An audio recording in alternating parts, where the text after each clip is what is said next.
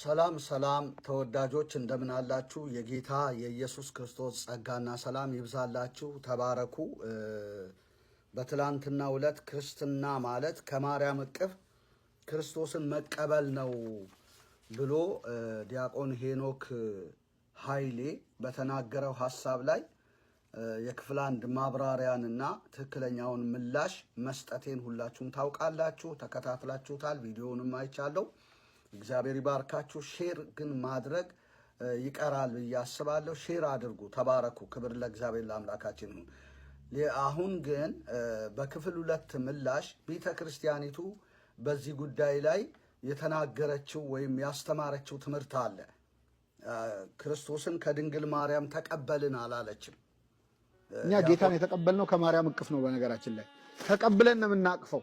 ዓለም ከድንግል ማርያም ነው ጌታን የተቀበለው። ከሷ መቀበል ነው ክርስቶስን መቀበል ማለት። እግዚአብሔር አንድያ ልጁን ለድንግል ማርያም ነው የሰጠው። ዓለም ልጁን ለመቀበል ብቁ ስላልሆነ ንጽሕት ሆና ብቁ ሆና የተገኘች ድንግል ማርያም ነች። አንድያ ልጁን ለሷ ሰጣት፣ እሷ ተቀብላ ለኛ ሰጠች።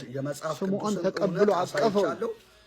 ክርስትና ማለት ከማርያም እቅፍ ክርስቶስን መቀበል ነው ብለን ስንል የጥምቀት ዝማሬዎቿ ላይ በድጓም በዝማሬ መዋሥዕትም በዚቁም ላይ እንደምትናገረው ማለት ነው። ምን ትላለች? ወልዱ ለቡሩክ ከሳቴ ብርሃን ተሳሃለነ አንተ ካህኑ ለዓለም በከመ ሲመቱ ለመልከ ጼዴቅ ብላ ነው የምትናገረው። ምን ማለት ነው? የቡሩክ የእግዚአብሔር ልጅ ብርሃንን የገለጥክ እንደ መልከ ጼዴቅ ሹመት ለዘላለም ካህን የሆንክ ማረኝ ብላ ነው የምትናገረው። ስለዚህ የብሩክ የእግዚአብሔር ልጅ ብላ ታምናለች ቤተ ክርስቲያኒቱ። በጣም የሚደንቅ ነው። ክብር ለእግዚአብሔር ይሁን። የብሩክ የእግዚአብሔር ልጅ ብርሃንን የገለጥክ ብላ እንደገና ደግሞ ሹመቱ እንኳን እንደ መልከ ጼዴቅ ሹመት ለዘላለም ካህን የሆነና የሚምር እንደሆነ ተናግራለች ማለት ነው። በጣም ስናብራራው ሰፊ ሐሳብ ያለው ነው። ነገር ግን ጊዜያችን አጭር ስለሆነ አጭሩን ሐሳብ ነው ላስረዳ የምፈልገው። ስለዚህ የብሩክ የእግዚአብሔር ልጅ ብርሃንን የገለጥክ ማረን ማለቷ ኢየሱስን ከድንግል ማርያም ነው የተቀበልነው ብላ ያመነች አለመሆኗን ያሳያል። የእግዚአብሔርን ልጅ በእግዚአብሔር ልጅነቱ ነው አምና የተቀበለችው እንጂ ከድንግል ማርያም ተቀበልኩ አላለችም። እዚህ ጋር የእግዚአብሔር ልጅ ብላ ነው ያመነችው። ይሄ እኮ ዋና ነገር ነው። ቤተ ክርስቲያን የተመሰረተችው በእግዚአብሔር ልጅ በጌታ በኢየሱስ ነው። ማቴዎስ 16 ላይ ጴጥሮስ ፈጠን ብሎ ሰዎች ስለ እኔ ምን ይላሉ? ግማሾቹ ኤርምያስ፣ ግማሾቹ ኤልያስ ይለዋል። እናንተስ ማን ትሉኛላችሁ ሲል ጴጥሮስ ነው ይሄንን ሙሉ መልስ የሰጠው። ስጋና ደም አልገለጠልህም፣ የአባቴ መንፈስ ገለጠልህ። አንተ አለት ነህ፣ በዚህች አለት ላይ ቤተ ክርስቲያንን እሰራለሁ፣ የገሃነም ደጆች አይችሏትም ብሎ ለጴጥሮስ ይህንን ነገር የነገረው ጴጥሮስ በመንፈስ ቅዱስ ኃይል ሆኖ አንተማ የሕያው የእግዚአብሔር ልጅ ነህ ስላለው እና ይሄ መስት ነው። በቃ የሕያው የእግዚአብሔር ልጅ ነህ ብሎ ማመን በጣም በጣም ዋነኛ ነገር ነው። የእምነታችን መሰረት ነው። ቤተ ክርስቲያን የተመሰረተችው በዚህ ላይ ኢየሱስን ከድንግል ማርያም ነው የተቀበልነው ካልን ግን ሩቅ ብእሲ ነው ኢየሱስ፣ ፍጡር ነው ኢየሱስ እያልን ነው። ልክ እንደ አይሁዳዊ ነን ማለት ነው።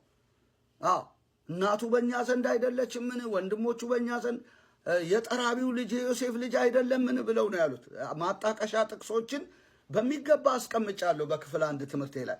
ስለዚህ ኢየሱስ ክርስቶስ የብሩክ የእግዚአብሔር ልጅ ነው፣ ብርሃንን የገለጠ ነው፣ መሐሪ ነው እንጂ ከድንግል ማርያም የተቀበልነው አይደለም።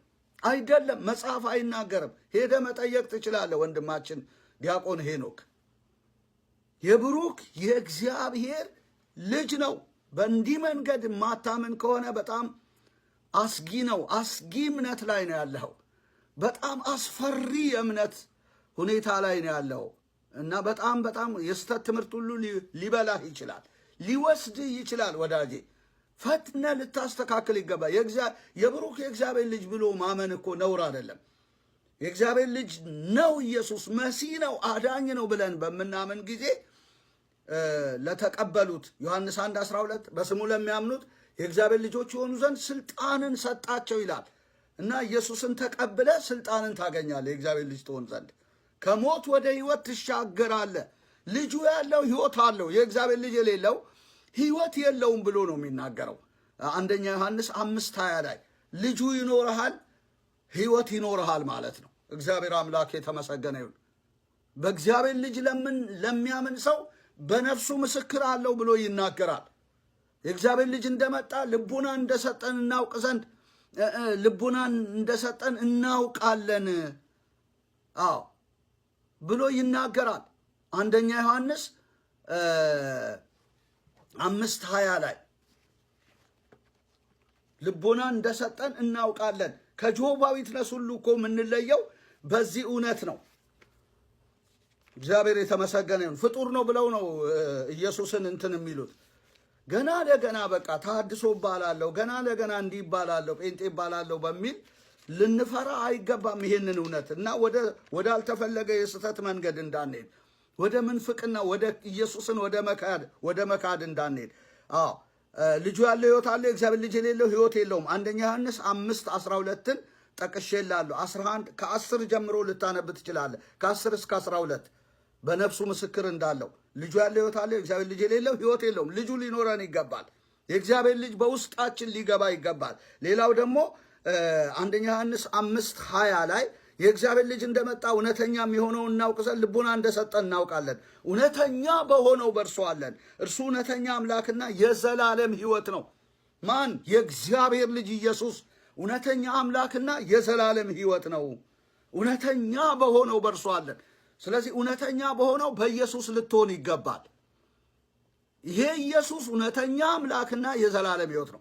አብ እውነተኛ አምላክ እንደሆነ ሁሉ ኢየሱስም እውነተኛ አምላክ ነው እንጂ የተላከ አይደለም፣ ወይም ነቢይ ብቻ አይደለም። በሰውነቱ ነው ነቢይ፣ ንጉሥ፣ ካህን የተባለው። የተላከ ነው። በቃ ከአብ ያንሳሉ እኮ የሚሉ አሉ ጆሆባ ዊትነሶች። ወደ እነዚህ ሁሉ ሊወስድ ይችላል ይሄ መረዳት። ስለዚህ ፈጥነ ልታስተካከልና ቢሆን በኢየሱስ ውስጥ ልትሆን ይገባል።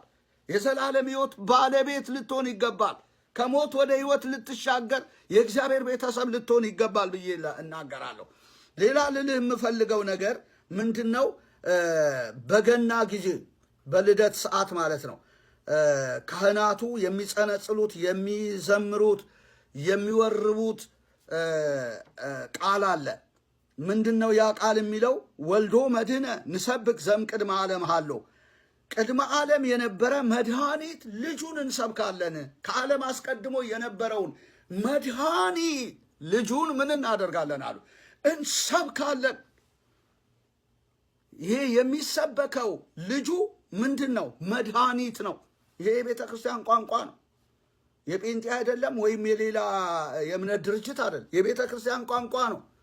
መድኃኒት ልጁ ነው ሊሰበክ የሚገባው። ብቻውን ኢየሱስ ያድናል ብለን መዳን በሌላ በማንም ስለሌለ የሐዋርያት ሥራ 4:12 መድኃኒት ልጁን ነው ሳንቀላቅል መስበክ ያለብን። ያድናል ብለን በማንም በጳጳሳት፣ በቆሞሳት፣ በሲኖዶስ፣ በሊቃውንት ጉባኤ በፈለገው አይነት ምሁር አለቃ ምናምን በሚባለው በሁሉም ሰዎች ዘንድ ልንሰብክ ኢየሱስን ይገባል። የእግዚአብሔር ልጅ እንደሆነ ካመንን በዚህ ጌታ ልናፍር አይገባም። ልንሰብከው ይሄንን ጌታ ይገባል እንጂ ፍጡራንን ልንሰብክ አግባብ አይደለም። ዝክር ተስካር ልንሰብክ አግባብ አይደለም። የፍጡራን ገድልና ድርሳንን ልናወራ አይደለም። ኢየሱስን ልንሰብክ ነው። ወልዶ መድኅነ ዘእምቅድመ ዓለም ሀሎ፣ ከዓለም አስቀድሞ የነበረውን መድኃኒት ልጁን እንሰብካለን ስለሚል ሄደ ማግኘት ትችላለህ። ከታኅሳስ 7 እስከ 13 የሚጸነጸል የሚመረገድ መዝሙር ነው። እግዚአብሔር የተመሰገነ ይሁን ለዘላለም።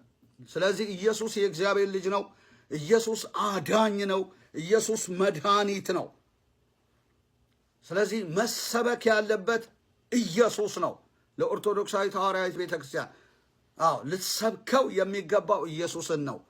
ክብር ለእግዚአብሔር ይሁን። ይሄ ነው መልሴ። እግዚአብሔር ይባርካችሁ። ለዲያቆን ሄኖክ በዋነኝነት አድርሱልኝ፣ ለሌሎችም ደግሞ ኦርቶዶክሳውያን ይህንን እውነት አድርሱልኝ እላለሁ። ተባረኩ። ክብር ለእግዚአብሔር ይሁን። አሜን።